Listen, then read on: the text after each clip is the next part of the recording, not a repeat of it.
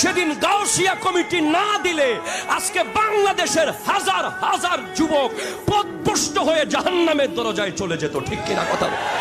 হাত ধরে বলেন ঠিক কিনা বলেন। আজ আমাকে যখন প্রশ্ন করে যুবকরা, হুজুর আপনার কি আর কোনো সংগঠন নাই?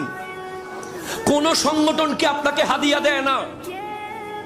অমুক কমিটি সমুক কমিটি, এই মাহফিল সেই মাহফিল, সবাই আপনাকে ভালোবাসে, কিন্তু আপনি শুধু Gausia committee, Gausia committee, Gausia committee কেন করেন? কেন করি জানেন? আমি কেন করি জানেন? আমাকে যদি গাউসিয়া কমিটির মাহফিল বলে, ওয়াল্লাহ আমি 100তে 100 চেষ্টা করবো ওই মাহফিলে আসতে। কারণ কি? আমার একটা শর্ত আছে। আপনি আমাকে যাওয়ার সময় 4-5 প্যাকেট বিরিয়ানি দিবেন সেটা না, 10-20 হাজার টাকা দিবেন সেটা পরে।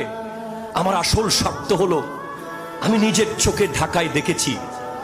আমি 2019 সাল থেকে ঢাকায় জমা পড়াই।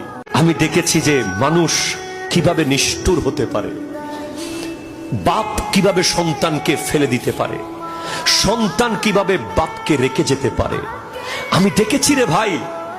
আমি মোটর সাইকেলে করে ঢাকায় জমা পড়াইতে গেছি, কোনো গাড়ি চলতেছে না তখন। আমি দেখেছি যে একটা লাশ দাফন করার জন্য 1 লাখ টাকা নিয়েছে। এমন সংগঠন আমি চিনি, একটা লাশ দাফন করার জন্য 5 লাখ টাকা নিয়েছে। অথচ আমার গাউসিয়া কমিটির ভাই, যেই ছেলেগুলো জীবনে কোনোদিন নিজের ঘরে 1 কাপ চা বানিয়ে খায় নাই, যেই ছেলে অ্যারিস্টোক্রেট, ওয়েল এডুকেটেড, যার ঘরে 4-5 জন কেয়ারটেকার, যে নিজের প্যান্টটা কোনোদিন ধুতে হয় নাই, এমন ছেলেকে আমি খাট কাঁধে নিয়ে দৌড়াদৌড়ি করতে দেখছি রাজধানীর রাজপথে।